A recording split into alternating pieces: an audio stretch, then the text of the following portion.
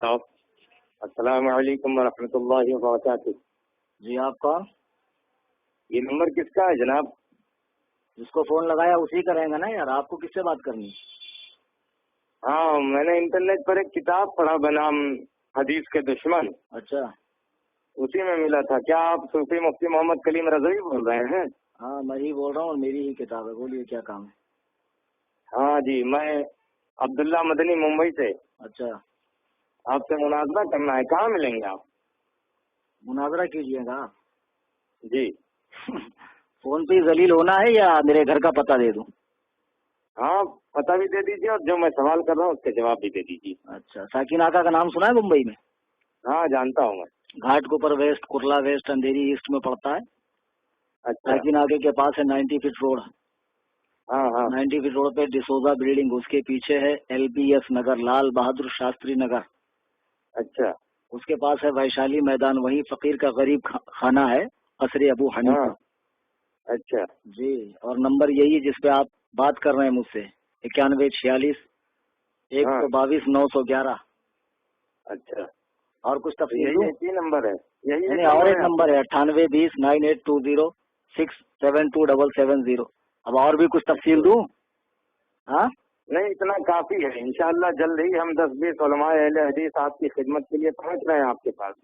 10-20 ہی کیوں پہنچ رہے یار؟ پورا نجد اور اٹھا کر لے آؤ نا. پورا جامعہ سلفیہ اٹھا کر لے کر آ جاؤ. یہ دھونس اس کو دینا اتنے ہی کافی ہیں جو تمہاری قابلیت جانتا نہیں ہو. نہیں ہم اتنے ہی کافی ہیں آپ کے لیے. اچھا جی اب کوئی کام کی بات ہے تو بولو ورنہ فون کاٹوں. نہیں ہے نا. یہ بتائیں یہ امام ابو حنیفہ نے کتنی کتابیں لکھی ہیں؟ اچھا آپ نبی کو چھوڑ کے ان کی تقلید کرتے ہیں, انہیں امام اعظم کہتے ہیں. حالانکہ تحقیق یہ ہے کہ وہ 3 ہی حدیث سے زیادہ جانتے ہی نہیں تھے. ایسا ہے اب مولوی صاحب جی کہ امام ابو حنیفہ رحمہ اللہ نے جو کتابیں لکھی ہیں تو مشہور کتاب فقہ اکبر اور کتاب الآثار, اور اس کے علاوہ 15 کتابیں امام صاحب کی ہے. اور سب سے بڑا جو ان کی حیات کا کارنامہ ہے کہ انہوں نے علم فقہ کی تدوین کی, فقہ کو مدون کیا. اور ملا علی قاری رحمہ اللہ فرماتے ہیں کہ قرآن و حدیث سے امام اعظم ابو حنیفہ رحمہ اللہ نے 9 لاکھ مسائل حل کیے ہیں. اور اسی ان کے فقہ کی تدوین کی یہ برکتیں ہیں کہ لاکھوں کتابیں اب تک فقہ کی لکھی جا چکی ہے. ہدایہ, عالمگیری, در مختار وغیرہ. اور جس ہدایہ کا آپ لوگ رونا روتے نا, بڑے گندے مسائل اس نے بھرے ہیں اور بڑے تقریب اخلاق مسائل ہے معاذ اللہ. وہ کتابیں آپ کے مدرسے میں بھی پڑھائی جاتی, اسی کو پڑھ کے تم بھی مولوی بنے ہو. آپ نہیں, میں بتا رہا ہوں تم کو, تم لوگ کتنے بڑے مکار ہو کہ تم چاہتے ہو کہ فقہ حنفی کو ملک سے نکال دیا جائے. پہلے اپنے مدرسے سے تو نکالو یار. اس کو پڑھے بغیر تو تم لوگ مولانا بھی نہیں بن سکتے ہو. اور دوسری بات, لوگوں نے جو 3 حدیث سے زیادہ نہ جانتا ہوں اسے آپ لوگوں نے اصغر بھی نہ بن سکا ہو اور اسے آپ لوگوں نے امت کا امام اعظم بنا دیا. معاذ اللہ رب العالمین. ہم نے کیا بنایا؟ اللہ و رسول نے بنایا. پہلی بات یہ ہے. اور امام امت نے بنایا, امت کے بڑے بڑے فقہاء علماء نے بنایا جو صاحبان نظر تھے, سمجھے. اور دوسری بات 3 حدیث کی جو بات تم کر رہے ہو نا, یہ تمہارا امام اعظم سے حسد ہے. ورنہ اب تک تو تمہارے مولوی بولتے تھے کہ 17 حدیث جانتے ہیں, اور اب تم کہہ رہے ہو کہ تحقیق یہ ہے کہ 3 حدیث جانتے تھے. کون جاہل تحقیق کیا بے؟ کس جاہل کی یہ تحقیق ہے کہ امام اعظم 3 حدیث جانتے تھے؟ تاریخ پڑھی ہے, سیرت کا مطالعہ کیا ان کی؟ ہمارا چھوڑو, علماء احناف کا علامہ حافظ ابن عبد البر مالکی رحمہ اللہ نے 10 جلدوں میں امام اعظم کی شان میں ایک کتاب لکھی ہے. مالکی مذہب سے تعلق رکھتے, اس میں وہ لکھتے ہیں کہ امام اعظم نے بوقت وفات, سن رہے ہیں مولوی صاحب؟ جی جی سن رہا ہوں, آپ بتائیں. بوقت وفات اپنے بیٹے کو بلا کر کہا, بیٹا مجھے 5 لاکھ حدیثیں یاد ہیں, اس میں سے میں تمہیں 5 حدیثوں کے ذریعے نصیحت کر رہا ہوں. تو امام اعظم تو خود کہہ رہے ہیں کہ مجھے 5 لاکھ حدیثیں یاد ہیں اور میں اس میں سے تمہیں 5 باتوں کی نصیحت کر رہا ہوں. تو جو زمانہ خیر القرون میں ہو, جسے شرف تابعیت نصیب ہو, جس نے 70 صحابہ کی زیارت کی ہو, صحابہ سے حدیثیں جس نے روایت کی ہو, تو تم اس کے بارے میں کہتے ہو 3 حدیث جانتے ہو. تم کتنی حدیث جانتے ہو بے؟ نہیں جناب من, آپ لوگ صحیح حدیث کے ہوتے ہوئے بھی قول امام پر عمل کیوں کرتے ہیں بھائی؟ نہیں, ابھی تو تم پہلے وہی بات کرو کہ آپ کتنی حدیث جانتے ہو. ابھی تم نے کہا نا کہ امام کو, نبی کو چھوڑ کر امام کا اتباع کرتے ہیں. ہاں وہ تو صحیح کہہ رہا ہوں میں. تم نے قرآن پڑھا نہیں؟ اطیعوا اللہ و اطیعوا الرسول و اولی الامر منکم، اللہ کی اطاعت کرو، رسول کا حکم مانو، امر والوں کا حکم مانو. تو امر والوں کی تفسیر ابن عباس وغیرہ کی پڑھی نہیں ہے آپ نے کہ اس سے علماء اور فقہا مراد ہے. تو اب اگر کوئی علماء اور فقہا کی اطاعت کر رہا ہے، قرآن و حدیث کو سمجھنے کے لیے ان کی تشریحات کے اعتبار کر رہا ہے، تو اس کے بارے میں یہ کہنا کہ اس نے نبی کو چھوڑ دیا، خدا کو چھوڑ دیا. ارے چھوڑتا تو تب جب وہ ان کو قانون ساز سمجھتا، وہ تو ان کو شارح قانون سمجھ رہا ہے، شارح قانون سمجھ کے ان کا اتباع کر رہا ہے، تو اس نے نبی کو چھوڑنا کام ہوا. یہی بھینسے جیسی عقل میں آپ کے کھوپڑی میں عقل ہے یا گوبر بھرا ہوا ہے کہ آپ معاذ اللہ امام کی بات کو ماننا گویا نبی کا مخالف بتا رہے ہیں اس کو، جبکہ قرآن اس بات کا حکم دے رہا ہے کہ امر والوں کی اطاعت کرو. اور ایک بات میں آپ کو بتاؤں کہ آپ لوگ بھی تو بار بار بخاری مسلم سے حدیث لیتے ہو، بخاری مسلم کا حوالہ مانگتے ہو، تو ہم بھی تو کہہ سکتے ہیں کہ آپ معاذ اللہ رب العالمین بخاری مسلم سے حدیث کیوں لیتے ہو؟ صحابہ تو نبی سے حدیث لیتے تھے. تم توصیف الرحمان اور یہ معراج ربانی اور یہ خبیث ڈاکٹر جوکر نائک ان سے دین سیکھتے ہو، صحابہ نے انہی سے دین سیکھا یا نبی سے دین سیکھا؟ تو ہم بھی تو کہہ سکتے تم نے نبی کو چھوڑ کر ان کو اپنا معاذ اللہ معبود بنا لیا، خدا بنا لیا، تم بھی تو پکے مشرک ہو.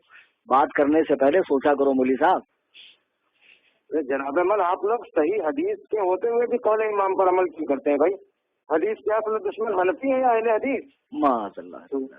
صوفی جی ایک کتاب اور لکھے آپ، احناف حدیث کے اصلی دشمن. اچھا مولوی صاحب ایک بات بتائیے، تم جو کہہ رہے ہو تو صرف تمہارا کہنا جو ہے نا وہ کافی نہیں ہے، اس کی دلیل بھی آپ پیش کریں کہ احناف نے حدیث کی کب مخالفت کی ہے، اس کا ثبوت پیش کریں. ارے کیا صحیح بخاری میں آپ نے یہ حدیث نہیں پڑھا؟ صحیح بخاری کتاب الاذان میں لا صلاۃ لمن لم یقرأ بفاتحۃ الکتاب، اس شخص کی نماز نہیں ہوتی جو سورہ فاتحہ نہ پڑھے. اچھا تو مجھے معلوم تھا تم آج آ کر حضرت عبادہ بن صامت کی، یہ حضرت عبادہ بن صامت کی روایت ہے نا، یہ حدیث پیش کرو گے. تم صرف نام کے اہل حدیث ہو بیٹا، تم کو ابھی حدیث سمجھنے کی صلاحیت تمہارے اندر بھی نہیں، اور تمہارے بڑے بڑے الو مائے کرام میں بھی نہیں، علماء نہیں، الو مائے کرام، سمجھے؟ آپ گھمائے پھرائے نا جواب. ارے میں تمہیں جواب ہی دے رہا ہوں مولوی صاحب. لا صلاۃ لمن لم یقرأ بفاتحۃ الکتاب جو حدیث ہے، امام احمد بن حنبل اور حضرت سفیان بن عیینہ فرماتے ہیں کہ یہ حدیث اکیلے نماز پڑھنے والے منفرد اور امام کے لیے ہے، مقتدی کے لیے اس کا حکم نہیں ہے، مقتدی کے لیے اس کا حکم نہیں ہے. تو آپ کیسے کہہ رہے ہیں کہ معاذ اللہ جو سورہ فاتحہ نہیں پڑھتا اس کی نماز ہی نہیں ہوتی؟ کس بنا پر کہہ رہے ہیں آپ بتائیے؟ ارے صوفی جی لیکن اس حدیث میں لفظ من تو عموم کے لیے آیا ہے نا. تو اس میں جو من عموم کے لیے آیا ہے تو اس عموم کی صراحت اللہ نے کی ہے یا رسول اللہ نے کی ہے؟ اور آپ تو اس جماعت سے تعلق رکھتے ہیں کہ جس جماعت میں اگر حضور پاک صلی اللہ علیہ وسلم بھی بغیر وحی کے کچھ کہیں تو آپ کے علماء کہتے ہیں مت مانو. طریق محمدی کتاب کا نام سنا ہے؟ مولوی محمد گناگڑی کی ہے، جس میں اس نے صاف لفظوں میں لکھا ہے کہ ہم اہل حدیث نبی کی بھی بات تب مانتے جب وہ وحی کے ساتھ بولتے ہیں، با وحی بات جو ہوتی ہے ہم اس کو مانتے ہیں، بغیر وحی کی ہم نبی کی بھی نہیں مانتے. تو لفظ من سے جو عمومیت آپ ثابت کر رہے ہیں تو یہ عمومیت کی صراحت خدا نے کی ہے یا رسول نے؟ ارے کچھ تو عقل رکھ کے بات کرو یار، یہ تو تمہاری چالاکی ہے. ورنہ میں نے سفیان بن عیینہ کا حوالہ دیا، امام محمد کا حوالہ دیا، وہ کہتے ہیں کہ یہ منفرد اور امام کے لیے ہے. کیا ہوں کر رہے ہیں بھائی؟ یہی حدیث سمجھتے ہیں. چلو ٹھیک ہے بھائی، آپ کے پاس قول امام کے سوا کیا دلیل ہے کہ سورہ فاتحہ نہ پڑھی جائے امام کے پیچھے؟ اور تمہیں کیسے علم ہو گیا کہ قول امام کے علاوہ کوئی دلیل ہی نہیں ہے ہمارے پاس؟ یہی تو تم لوگوں کی حماقت ہے، یہی سنا کے لوگوں کو گمراہ کرتے ہو. ارے قول امام کی اور حدیث کی بات کیا کرو؟ میں آپ کو قرآن سے حوالہ دوں، قرآن پڑھا نہیں ہے؟ سورہ اعراف آیت نمبر 204 رکوع نمبر 14 9واں پارہ اٹھا کر دیکھ لو. وَإِذَا قُرِئَ الْقُرْآنُ فَاسْتَمِعُوا لَهُ وَأَنصِتُوا لَعَلَّكُمْ تُرْحَمُونَ. جب قرآن پڑھا جائے تو خاموش کان لگا کر سنو تاکہ تم پر رحم کیا جائے. قرآن میں پڑھا نہیں ہے آپ نے کہ قرآن پڑھتے وقت خاموش کھڑے رہو؟ تو اب اگر ایسی حدیث ہے جس میں لکھا ہے کہ امام کے پیچھے سورہ فاتحہ پڑھو تو وہ اس آیت کے مخالف ہے. تو جو حدیث آیت کے مخالف ہوں گی یا تو وہ منسوخ ہوگی یا موضوع ہوگی. یہ اصول معلوم نہیں ہے آپ کو؟ معلوم ہے. ہاں تو واہ بیٹا اندھے مقلد، تم تو سارے جیوں سے بھی بدتر نکلے یار. ماشاء اللہ. یہ سورہ اعراف کی یہ آیت جو ہے یہ مکہ میں نازل ہوئی اور اس کا موقع نزول یہ ہے کہ جب نبی قرآن پڑھتے تھے تو کفار شور مچاتے تھے، تو کفار کو چپ کرانے کے لیے یہ آیت اتری، اور تم اسے نماز میں قرآن پڑھنے کا فٹ کیے جا رہے ہو۔ مولوی صاحب پتہ ہے آپ لوگوں کی؟ او مولوی صاحب، ہاں بولیں۔ یہاں بحث اس کے شان نزول سے نہیں ہے، اس کے اطلاق اور حکم سے ہے کہ اس کا اطلاق اور حکم کہاں ہو رہا ہے۔ آپ کو معلوم ہوگا کہ صحابہ پہلے حالت نماز میں بات کرتے تھے، پھر آیت کریمہ اتری وقوموا للہ قانتین، اپنے رب کے حضور خاموش کھڑے رہو۔ پھر صحابہ نے باہم مشورہ کیا کہ اب خاموش کھڑے رہنے سے تو بہتر یہ ہے کہ ہم لوگ قرآن ہی پڑھیں، چنانچہ قرآن پڑھنے کا رواج شروع ہوا۔ تو پھر یہ آیت کریمہ اتری وَإِذَا قُرِئَ الْقُرْآنُ فَاسْتَمِعُوا لَهُ وَأَنصِتُوا لَعَلَّكُمْ تُرْحَمُونَ، اپنے رب کے حضور خاموش کھڑے رہو، جب قرآن پڑھا جائے کان لگا کر سنو تاکہ تم پر رحم کیا جائے۔ اب تم کہتے ہو کہ یہ آیت کفار مکہ کے لیے اتری، یہی کہا نا بھی آپ نے؟ ہاں میں نے یہی کہا۔ یہی تم لوگ یار قرآن حدیث سمجھتے ہو؟ لعلکم ترحمون سے کیا سمجھا آپ نے؟ تاکہ تم پر رحم کیا جائے۔ اب ایک بات بتاؤ کہ نبی پاک صلی اللہ علیہ وسلم خانہ کعبہ میں قرآن پڑھ رہے ہیں اور کفار شور مچا رہے ہیں، اگر کفار شور نہ مچاتے تو کیا ان پر رحمت ہوتی ہے؟ اللہ کی رحمت کافر پر ہوتی ہے؟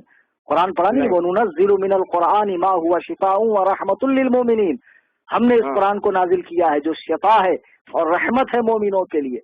ولا یزید الظالمین الا خسارہ، اور یہاں ظالم سے جو مراد ہے ظالمین سے وہ کفار ہیں، اور کافروں کا اس میں خسارہ نقصان بڑھتا ہے۔ تو اب مجھے ایک بات بتاؤ، آپ کافر کو سلام کرتے ہیں؟ نہیں بالکل نہیں کرتے بھائی، منع کیا گیا تو کافر کے لیے رحمت تھوڑی ہے، مومن کے لیے بھائی۔ تو لو تم نے خود ہی جواب دے دیا، کافر کے لیے جب رحمت نہیں ہے تو اس آیت میں یہی تو لکھا کہ جو خاموش قرآن سنے اس کے لیے رحمت ہے، تو جب مسلمان خاموش قرآن سنے گا اس کے لیے رحمت ہے، کافر خاموش بھی رہے گا تب بھی اس کے لیے رحمت نہیں۔ اب تم خود ہی کہہ رہے ہو کہ سلام میں رحمت ہے اور کافروں کو نہیں بھیجا جاتا ہے، تو اس آیت میں بھی تو وہی ہے کہ جو خاموش مسلمان قرآن سنے اس پر رحمت ہوگی، سمجھے؟ اور دوسری بات نہیں، قرآن کی آیت ہے نا، تو اب آپ تفسیر مدارک اٹھا کر دیکھیں، وجمہور الصحابتی وجمہور الصحابہ علی انہ فی استماع المؤذن، عام صحابہ کا فرمان یہ ہے کہ یہ آیت کریمہ نماز میں